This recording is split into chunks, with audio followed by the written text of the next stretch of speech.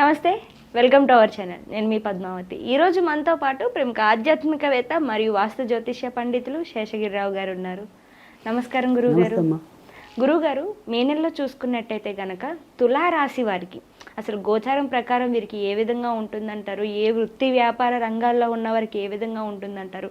విద్యార్థులకి మరి ముఖ్యంగా చెప్పుకోవాలంటే ముఖ్యంగా ఉద్యోగ అవకాశాల కోసం ప్రతి ఒక్కరు జీవితంలో ఎదగాలి అని అనుకుంటారు కదా, మరి ఉద్యోగ అవకాశాల కోసం ఎదురు చూస్తున్న వారికి ఏ విధంగా ఉంటుందంటారు? తప్పకుండా. అయితే తులారాశి వారికి ఏదైనా సరే కొంతవరకు మొదటి అర్ధ భాగంలోనే మంచి ఫలితాలు ఎక్కువ ఉన్నాయి. సో వీరికి కూడా ప్రస్తుతం ఉన్న గ్రహస్థితిలో అయితే కనుక మనకి ఇటు రాహు 6 ఇంటూ ఉండటం, శని 6 ఇంటూ ఉండటం. సో ఈ దుష్ట గ్రహాలు అనేవి ఎప్పుడైనా సరే కొంతవరకు 6 ఇంటూ ఉన్నప్పుడు మంచి ఫలితాలు ఇవ్వటం అనేది ఉంటుంది.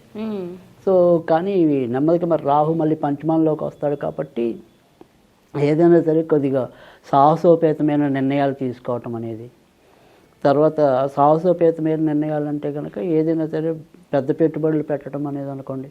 కొన్నిసార్లు మనకి అక్కడ అమెరికాలో ఉద్యోగం దొరుకుతుందా లేదా అనేది తెలియకపోయినా ముందే పరిగెత్తి ధైర్యంగా వెళ్ళటం అనేది, వీసా రాగానే పరిగెత్తడం అంటే తొందరపాటు కూడా కొన్నిసార్లు మంచి చేస్తుంది. అంటే అందుకే మనకి 2 చెప్పారు, ఆలస్యం అమృతం విషయం అనేది చెప్పారు, నిదానమే ప్రధానం అనేది చెప్పారు. సో మన బుద్ధి అది నిర్ణయించాలి. ఇది ఇక్కడ ఆలస్యం అవ్వకూడదు, ఇక్కడ తొందరపడకూడదు. ఓకే.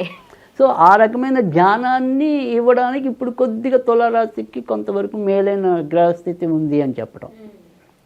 సో అందుకని కొన్ని సాహసోపేతకంగా ఏమైనా సరే నిర్ణయాలు తీసుకుని అమలు చేయడానికి మనకి ముఖ్యంగా అర్ధభాగం మే 15 లోపు మంచి ఫలితాలు ఉంటాయి.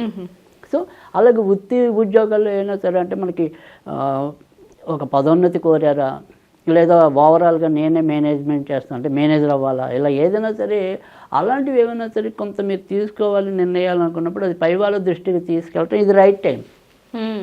అంటే మీరు మదన పడకుండా ఏమో నా వల్ల అవుతుందో లేదో, నేను యాక్సెప్ట్ చేయగలుగుతానో లేదో, అలాంటి మీమాంసలు అనవసరం. సో ఈ మీమాంస అనేది ఎప్పుడు అంటే కనుక మే 2వ భాగం నుంచి కొంత ఇబ్బంది ఉంది. సో అందుకని ఏదైనా సరే కొంతవరకు ఈ చపల చిత్తాన్ని తగ్గించుకుని ముందుకెళ్తే కనుక అదృష్టం అనేది సహకరిస్తుంది. సో ఆ రకంగా అయితే బాగానే ఉంది. తర్వాత విద్యార్థులు కూడా ఏదైనా సరే మరి మే 15 లోపు రాసే ఎగ్జామ్స్ ఉంటాయి. అవి ఇంజనీరింగ్ ఎంట్రన్స్లు అవ్వచ్చు, ఇంకోటి అవ్వచ్చు, మరి ఏముంటాయి మనకి తెలియదు కానీ బట్ మే 15 లోపు ఉన్నవైతే ఇంకా ఎక్కువ బాగా పెర్ఫార్మెన్స్ చేయగలుగుతారు. సో మే 15 దాటిన తర్వాత ఎప్పుడైతే బుద్ధి స్థానంలోకి ఈ రాహు మే 19 వస్తాడు అనుకోండి, మే 18 మధ్య నుంచి. సో రాహు ఎప్పుడైతే బుద్ధి బల స్థానంలోకి వస్తాడో అప్పటి నుంచి వీళ్ళకి ఈ రెండు రకాల ఆలోచనలు పెరుగుతాయి. సో అంటే బాగా చదివికెళ్ళినా కూడా అక్కడికి వెళ్ళాక ఈ ఆన్సర్ ఇది రైటా అనేది మీమాంస పెరుగుతుంది. సో అందుకని ఏదైనప్పటికీ మనం చెప్తుంది ఏంటంటే ఇక్కడ ఏదైనా సరే ఈ మే మొదటి అర్ధ భాగాల్లోనే కొద్దిగా మంచి నిర్ణయాలు తీసుకుంటే బాగుంటుంది, అమలు చేయగలుగుతారు కూడా. తర్వాత ఇంటికి సంబంధించిన మరమ్మతులు చేయాలన్నా కూడా సాధ్యం అవుతుంది.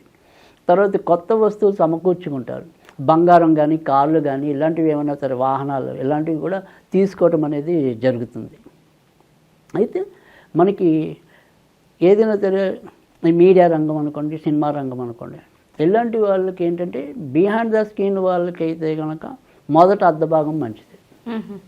ఆన్ ద స్క్రీన్ యాక్టర్స్ ఇలాంటి వాళ్ళందరికీ మాత్రం స్టేజ్ పర్ఫార్మెన్స్ ఇచ్చే వాళ్ళకి అలాంటి వాళ్ళకి మాత్రం మే 18 దాటిన తర్వాత మంచిది.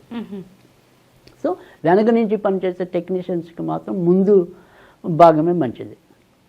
సో ఆ తర్వాత ఎప్పుడైతే ఇక రాహు పంచమ స్థానంలోకి వస్తాడో అప్పటి నుంచి వీరికి నెమ్మదిగా కొద్దిగా అనారోగ్యాలు ఇలాంటివి కూడా వస్తూ ఉండటం. తర్వాత వీరికి ఎప్పుడైతే ఇక్కడ పంచమ స్థానంలోకి రాహు వచ్చాడో ఆటోమేటిక్గా లాభస్థానంలోకి కేతు వచ్చినట్టు. అందుకని అక్కడి నుంచి ఏమవుతుందంటే మనకి రావాల్సిన లాభాలు ఏవైతే ఉంటాయో అవి నోటి దాకా వచ్చినట్టు వచ్చి ఏదో రకంగా ఆగిపోతూ ఉంటాయి.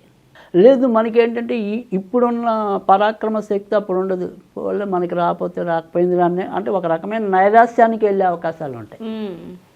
సో ఇప్పుడైతే ఏంటంటే ఒక నేను సాధించాలి, నేను పొందాలి, అది ఎక్కువ ఉంటుంది మొదట 18 లోపు. సో అందుకని అలాంటివి ఏమైనా సరే అందుకే ఎందుకు చెప్పింది మొదట్లో సాహసోపేతకంగా ఏమైనా చేసుకోవాలంటే కనుక ఇది రైట్ టైం. ఆ తర్వాత నుంచి కొద్దిగా గ్రహస్థితి మళ్ళీ తగ్గుతుంది. అక్కడి నుంచి అనారోగ్యాలు వీళ్ళకి కూడా ముఖ్యంగా ఎసిడిటీకి సంబంధించినవి రావడానికి ఉంటుంది. కొంత థ్రోట్ ఇన్ఫెక్షన్స్ కానీ, లేదు ఇప్పటికే ఎవరైనా సరే థైరాయిడ్తో బాధపడుతున్నట్టయితే కనుక దానికి సంబంధించిన వ్యాధులు పెరగడానికి అవకాశం ఉంటుంది. సో ప్రమాదకరమైన వ్యాధులు ఏమి ఉండవు, బట్ ఈ తరహాకి సంబంధించిన వ్యాధులు ఎక్కువగా రావడానికి ఉంటుంది. ముఖ్యంగా మరి శని వీళ్ళకి బాగా మేలు చేసే స్థితిలో ఉండటం వల్ల ఎలాంటి ఇబ్బంది ఉన్నా కానీ చివరి నిమిషంలో అయితే కనుక బయటపడతారు.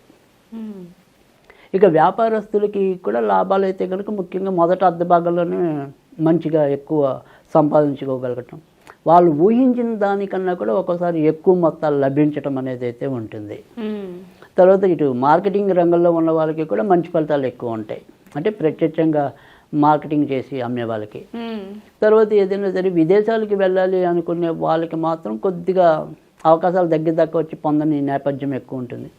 కొద్దిగా వీసాలు అవి వెంటనే దొరక్కపోవచ్చు, 1-2 సార్లు ప్రయత్నిస్తే తప్ప. సో అందుకని విదేశాలకి వెళ్ళాలనుకునే వాళ్ళకి మాత్రం ఒక్కోసారి డిసప్పాయింట్మెంట్స్ ఉండొచ్చు. ఇక భార్యాభర్తల మధ్య పెద్దగా చెప్పుకోదగిన ఇబ్బందులు ఉండదు, ఊరికే తాత్కాలికంగా చిన్న చిన్న వాదాలు ఉండొచ్చు కానీ బట్ ఏమీ ఇబ్బంది లేదు, పెద్దగా వాటిని ఎక్కువ చేసుకోవడం అలా ఏమి ఉండదు. అయితే ఎప్పుడైతే పంచమ స్థానంలోకి రాహు ప్రవేశిస్తాడో అక్కడి నుంచి కొద్దిగా సంతానపరంగా ఏదో రకమైన ఆందోళన ఉంటాయి. అంటే వాళ్ళకి మనం తీసుకునే నిర్ణయాలు సరైనవి కావేమో అనిపిస్తుంది ఒకసారి. అంటే లేదు వీళ్ళని ఒక స్కూల్లో జాయిన్ చేశారనుకోండి, అవి వీళ్ళని ఈ స్కూల్లో కాకుండా ఇంకో స్కూల్లో పడేసి ఉంటే బాగుండేదేమో, ఇలా పిల్లల పరంగా తీసుకునే నిర్ణయాల్లో వీళ్ళకి కొంత కన్ఫ్యూజన్ అనేది వస్తుంది. అలాగే ఆ పిల్లలు కూడా ఒకసారి బాగా చదివినట్టు అనిపిస్తారు, చురుగ్గా ఉన్నట్టు అనిపిస్తారు, మళ్ళీ ఇంకోసారి డల్ అయినట్టు అనిపిస్తారు. సో ఈ సంతాన పరంగా మాత్రం కొంత ఒకే ఏకాభిప్రాయానికి రాలేరు, హెచ్చు తగ్గులు ఉండటం అనేది అయితే జరుగుతుంది.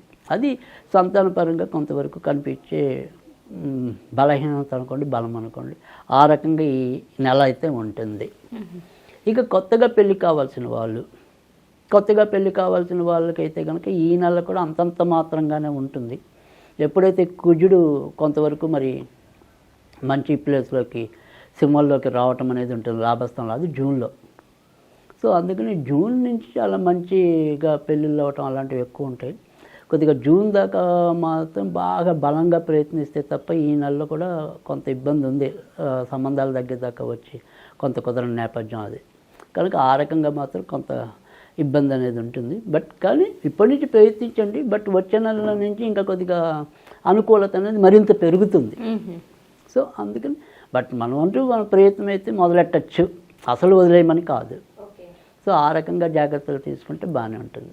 గురువుగారు, మరి తులారాశి వారు ఈ మే నెలలో చూసుకున్నట్టయితే కనుక ఎటువంటి పరిహారాలు పాటించాలంటారు? తప్పకుండా తులారాశి వాళ్ళు అయితే కనుక ఈ నెల అంతా కూడా తీసుకోవాల్సిన విధానంలో కానీ, పూజించవలసిన దేవతల్లో కానీ వీరు కూడా ఎక్కువగా అయితే ఆంజనేయ స్వామిని పూజించాలి. సో అటు శుక్రుడి యొక్క రాశి వృషభం ఒకటి, తుల ఒకటి, ఈ రెండు కూడా ఇద్దరు కూడా ఆంజనేయుని ఈ నెలలో ఎక్కువగా పూజించవలసి ఉంటుంది. కనుక అప్పుడప్పుడు మరి సేమ్ వృషభ రాశిలా కానీ వీళ్ళు కూడా తులారాశి వాళ్ళు కూడా అప్పుడప్పుడు ఆంజనేయ స్వామి గుడికి వెళ్తూ ఉండటం, తర్వాత ఆంజనేయుడికి ప్రదర్శనలు చేసుకోవటం, లేదు వీళ్ళకి ఏదైనా ఓపిక ఉంటే కనుక శనివారాల పూట సింధూరంతో కానీ తమలపాకులతో కానీ అర్చన చేయించడం, ఆ రకంగా చేసినట్టయితే కనుక మంచి ఫలితాలు రావటం అనేది అయితే ఉంటుంది. అయితే శనివారం వీళ్ళు మాత్రం ఏంటంటే కనుక ఈ నువ్వులు ఉండలు ఉంటాయి, అంటే మనం బెల్లమును నువ్వులు చిన్న ఉండలాగా చేసి అలా 8 ఉండలు, ఈ 8 ఉండల్ని శనివారాల పూట ఏదైనా సరే చెట్టు లేదా మొక్క మొదల్లో పెట్టడం, ఆ రకంగా చేసినా కూడా మనకి గ్రహాల్లో ఏదైనా వ్యతిరేకత ఉంటే అది తొలగటం అనేది అయితే ఉంటుంది. తర్వాత ఏదైనా సరే ఒక శిష్వరులాగా చదువుకుందాము అనుకుంటే కనుక బజరంగ్ బాన్ ఇది చదువుకోవాలి.